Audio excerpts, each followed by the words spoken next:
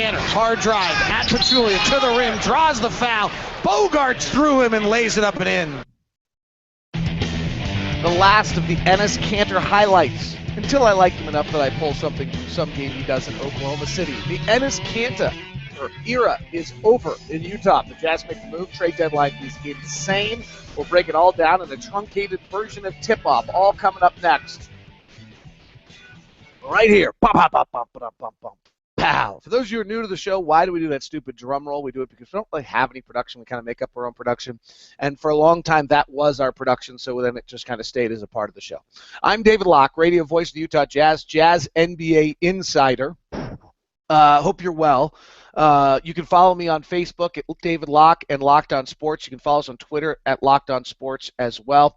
And our Google Plus community was incredible yesterday. That's at Locked On Sports. Nice work by everyone. I hope everyone listened to Tip Off closely. I think the first thing we said yesterday was Enes Kanter for Kendrick Perkins. So I hope you listened to it closely. I hope you enjoy the show. I hope you're taking away the aspects of it where there's little nuggets of information where you should.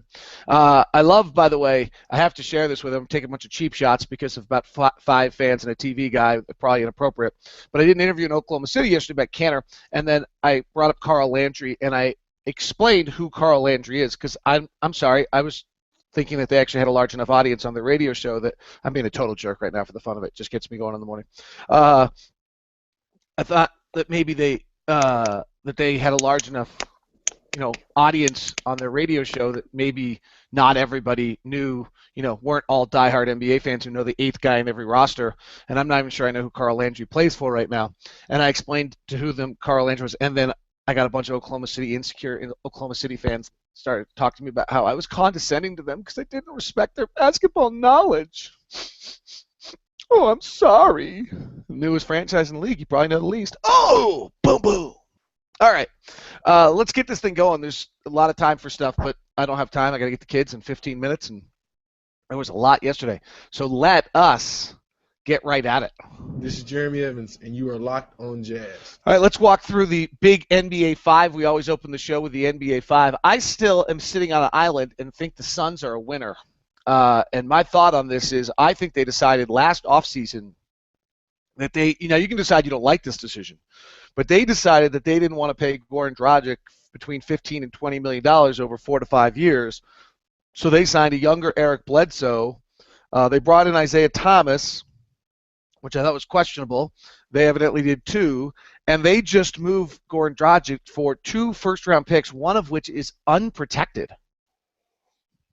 Now, it's a long way away, and Miami has every right to think they're going to be good. But in my opinion, the Suns understood they weren't signing Goran Dragic, and so therefore they made this move. And you know what? That's just having vision as a franchise. And then they end up at the end of this move. By the end of the day, they have 3 new first-round picks. The first-round pick becomes more valuable than it used to be because of the fact that with the salary cap rising to $90+ million, what you end up with here is the collective bargaining agreement on the rookie contract is set to like 2020. So every year you can add a young player out of the draft is a set salary that's going to be a lower percentage of the salary cap every year and allow you to do more things. Phoenix is a relatively appealing place. So now they suddenly have Eric Bledsoe and Brandon Knight. They have Markieff Morris, who's really been very good. Alex Len, who's got a chance. They're all young and developing, and I still think they're probably in the playoff race a little bit. And they have 3 first-round draft picks. I think they've turned the page maybe, and maybe we're going to find out that they're going to fall off a tiny bit here, but I'm not convinced of that.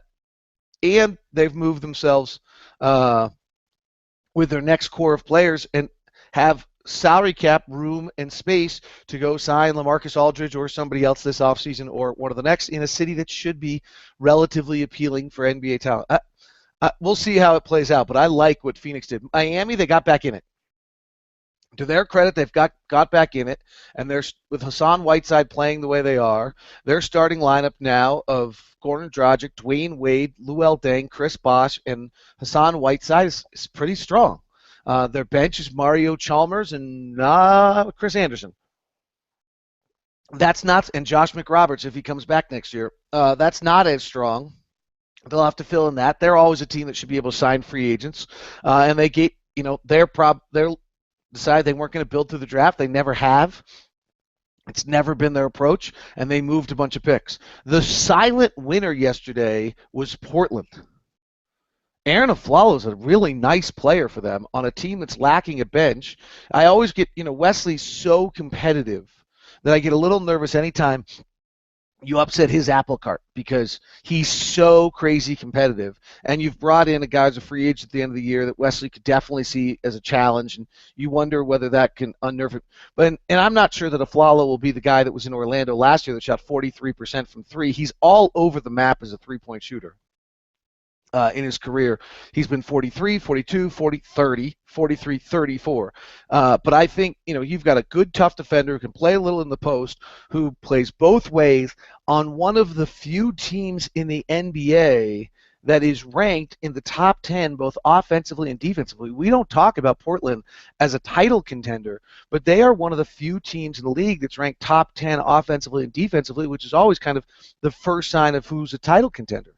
The teams that are ranked top 10 offensively and defensively in this league right now are the Atlanta Hawks, they're 5th offensively and 7th defensively. The Golden State Warriors, they're 2nd offensively and 1st defensively. And the Portland Trailblazers, they're 10th offensively and 3rd defensively. And that's it. Memphis is 11th offensively and 6th defensively, and San Antonio is 12th offensively and 4th defensively. And they should have won last night. It's a bad loss for them. So Portland's a real title contender, and they just added, I think, as good a player as there is that got moved on the trade day. I think that's a big win. The most fascinating deal of all is what Milwaukee did. And I cannot wait to watch what happens with Michael Carter-Williams, because one of my whole theories has been that a player is a player regardless of his teammates. Well, Michael Carter-Williams has been playing NBA basketball with D-League players. And in turn, Michael Carter-Williams' offensive efficiency has been horrendous. 39.6% shooting, 26% from three. He is one of the least efficient players in the league. When I run the Locke offensive ranking, I believe he comes out as one of the 5 worst offensive players in the entire league. Is this because he's one of the 5 worst offensive players in the entire league, or is this because he has been playing on a team with not very good players? Now, I don't love, because that's my fundamental belief, by the way, I don't love this deal for Milwaukee. I loved Michael Carter-Williams out of that draft. I would have taken him number 1 in that class. That was my number 1 pick of the draft. His court vision, his natural court feel for the game, I think are just fabulous. And I figured he would learn how to shoot. Obviously, with Jason Kidd as your head coach, Jason Kidd maybe has a better feel for a player who can't shoot because he couldn't shoot, and is more willing to accept a player that can't shoot because he couldn't shoot, for all we know. And that's, and assumes maybe naturally that he's going to be able to teach him how to shoot because of the fact that he has that background. But Michael Carter-Williams is one of the least good offensive players. The other thing that I just love on that play by them is the length that they now have defensively. I think is just going to be incredible. They are now going to be 6'6" with Michael Carter-Williams, and I believe this is one of the most untalked about things in the league right now. Perimeter length is really important. This is what the Jazz are building as well.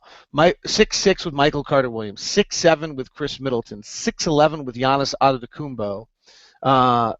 I thought they ended up with Plumlee, who I don't see on there. Yes, they did 6'11" at Plumlee with their center, and Jabari at 6'8" is probably a little small. Not quite sure what position he's going to play. And they obviously believe Jabari can score, because the concern I would have on Milwaukee is when we played them, they simply just did not have someone who could score for them late in the game, and that was really abundantly obvious that was a huge problem for them. And as the as the season was going to go on for them, that they were going to have a major problem with their inability to score baskets. All right, so those are the major deals. I don't love Reggie Jackson going to Detroit. I don't think it has a big impact. I do think, I guess we could jump into the Kanter part of things from Oklahoma City standpoint. I think it's a great trade for Oklahoma City. I have no idea how I really believe that Enes Kanter is going to play out in Oklahoma City. It's so interesting that I've watched this guy for this long and still have no real feel. I think there's a real chance he DNPs somewhere here very, very soon. I think that there'll be, I think Scotty Brooks is probably going to have a hard time trusting him, and so in turn you'll see that at some point in time that he really struggles with how to deal with Enes and what to do with Enes. I figure 2 or 3 weeks from now they'll be in a big game and he's going to look down and he's going to go to Nick Collison. On the other end, Enes shows that incredible ability, to have big nights. But the real point of this is that you can't, if you're Oklahoma City and you have Kevin Durant and you have Russell Westbrook, you can't get top 10 talent level players, and that's what Enes Kanter is. I'm not sure.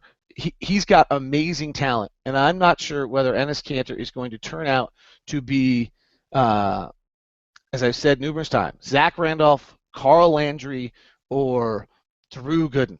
I don't know this about Enes. I'm not sure in that regard. It's a huge question mark, right? And it's what the Jazz clearly decided. They didn't think he was going to be Zach Randolph, and so for Oklahoma City, though, to get a top 10 talent player in a funky, weird draft, but still a guy that was drafted in the top 10, same thing as Dion Waiters, even with all their problems, it's a great pickup for them to go get that player and see if they can develop him, because they're not going to be able to get a 6'11" big like Enes Kanter at any other point in their franchise. They're just simply not going to be able to do it. Now, the other side of it is Enes uses a possession slightly below the league average. He has slipped offensively tremendously in the last 2 years. And he doesn't pass, and he turns the ball over. Still, I think something like 13. It's down this year because he stopped passing. 13% of his possessions when he does try to pass a little higher. All right, that is the NBA 5. Let's dig into it from a Utah Jazz standpoint. This is Rudy Gobert, and you are Locked on Jazz. But one thing that's clear to me that I probably was not as clear about as I should have been is as much as anything, this was a move about Rudy Gobert and Derek Favors. I was clear, Dennis Lindsay said it yesterday, that those two have developed, that Derek Favors has developed as a power forward, that Rudy Gobert has developed as a center, and therefore the Jazz, really, Enes was a third big, which I think is undeniable, and it was time to move on.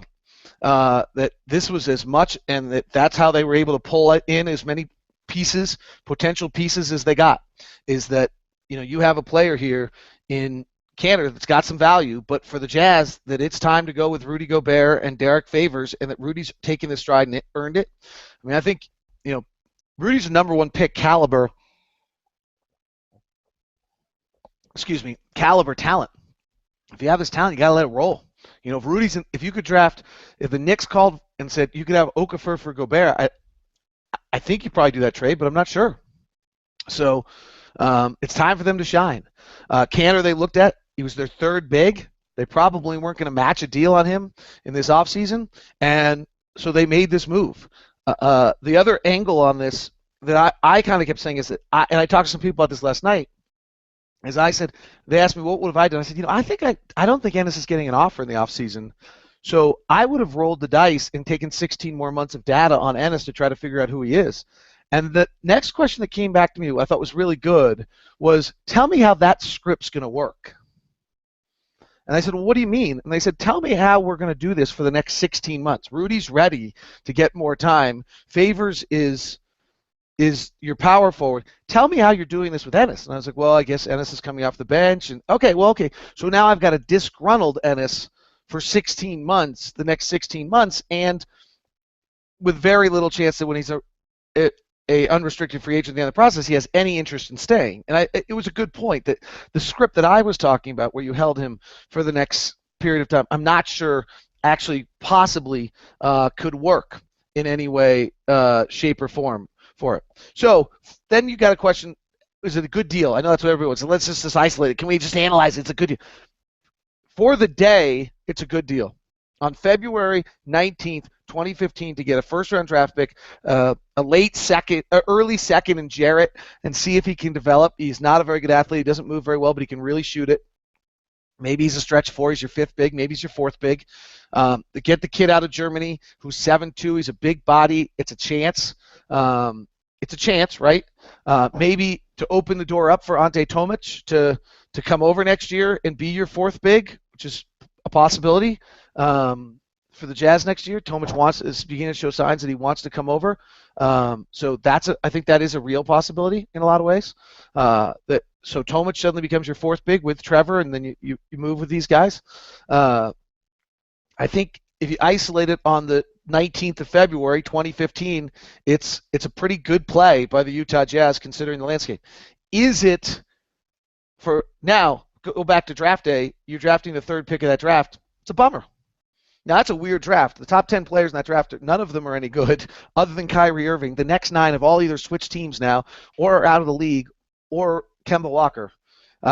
It's Derek Williams was 2 in that draft. Ennis is 3. Tristan Thompson is 4. Gian Vesely, I think, is 5 out of the league. Bismack Biyombo is 7. Brandon Knight's in there at 8. Jimmer's at 10. Kemba Walker's at 9. I'm forgetting one player in there. The second half of that draft is great. Number 11's Klay Thompson, 12's Alec Burks, the Markieff Morris and Marcus Morris, I think, are 13, 14. Nikolai Vukovic, I think it's 15. I'm doing this off the top of my head, so I need some leeway. Kawhi Leonard is somewhere around 16. It's a very strange draft. So in the sense of a 3rd pick of the draft materializing as asset, probably disappointing. As a trade that you make on February 19th, the Jazz probably got as much as they possibly could out of the deal. And are moving forward. I think it's the first sign of this team doing some team building rather than just asset accumulation. That basically you decide, okay, Rudy and Derek are the real deal. We're going forward with this, and we're playing. And yesterday at practice, you could see some adjustments that were being put into the offense and change the way we're doing things to get used to having those two. We're going to be a little less stretched, and we're going to be spaced as this roster is, and hopefully we can add a 3rd big to it who can really shoot it, or Trevor can continue to extend his range and find a way to build this roster now around the pieces that we have. The Gordon, as well as Rudy, as well as Derek. And, probably those are the 3, and let Dante and Trey and Alec continue to develop and prove what they are. All right, that's tip-off today. A little bit shorter because I think there's enough out there for you between my interview with Spence and Gordon yesterday, the very Spreecast and everything else, and I have to get the kids. Hope you're having a great one. Hope you understand why this took place. Don't know if you like it or not. Can't do anything about that. We'll see how it all plays out. See you.